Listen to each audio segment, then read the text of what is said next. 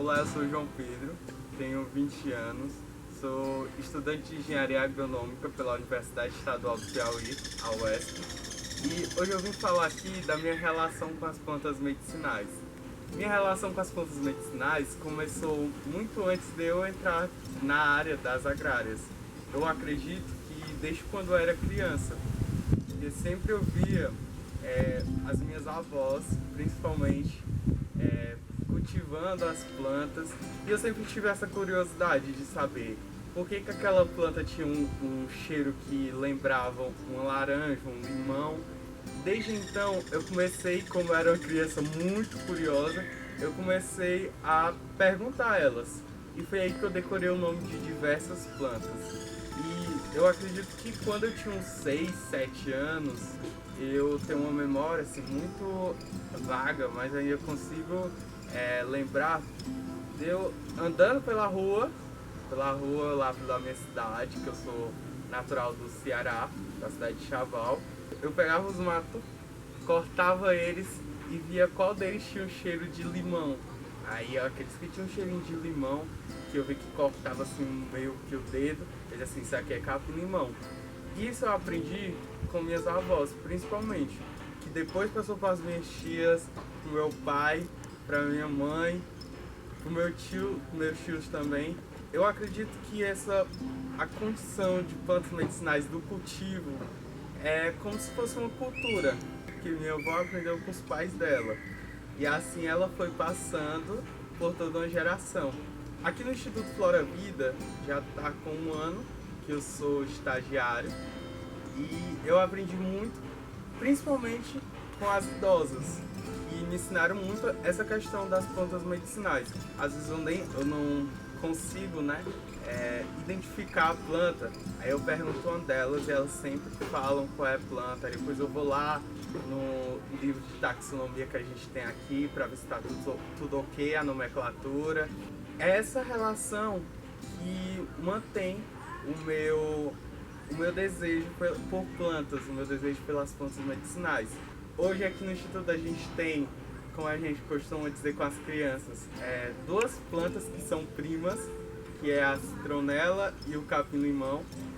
E graças à ciência, ao estudo, a gente hoje consegue distinguir o capim-limão da citronela, por exemplo. E tudo isso é uma construção de uma cultura.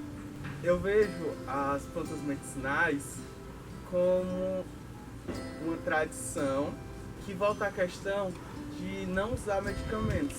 Muitas pessoas que eu tenho um convívio, preferem, minha avó, por exemplo, prefere tomar um chá, assim, quando está sentindo alguma coisa, do que tomar um remédio. Esse fato é muito interessante, porque no ano pandêmico, que foi agora a partir de 2020, a gente sentia algum desconforto por conta, mesmo sem ser Covid, algum desconforto por gripe, e a gente nunca tomou um remédio assim de farmácia, nunca tomou um remédio de farmácia. A gente passava manhã, tarde, noite no chá.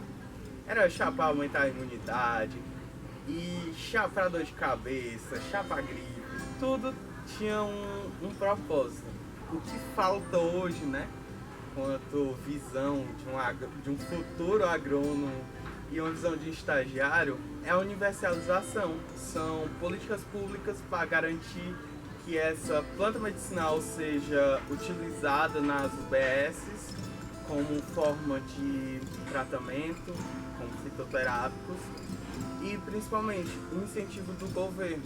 Quando a gente tem um incentivo, a gente consegue abranger um projeto, abranger uma cultura, por exemplo. E eu me vejo uma pessoa contribuidor para que aconteça essa universalização aqui no Instituto Flora Vida.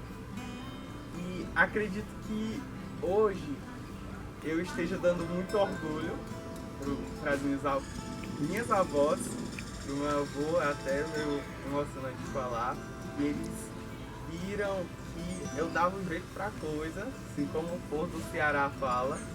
Eu acredito que é uma questão de amor, sabe?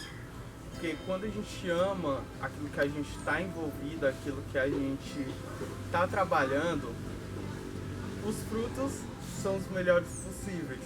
É uma relação de muitos anos, uma relação muito afetiva. Começou da minha avó e eu trago até hoje. Acredito que de 20 anos, que é o tempo que eu me entendo por gente. E é muito bom estar aqui no Instituto Flora Vida compartilhando toda essa experiência, todo o conhecimento e aprendendo principalmente.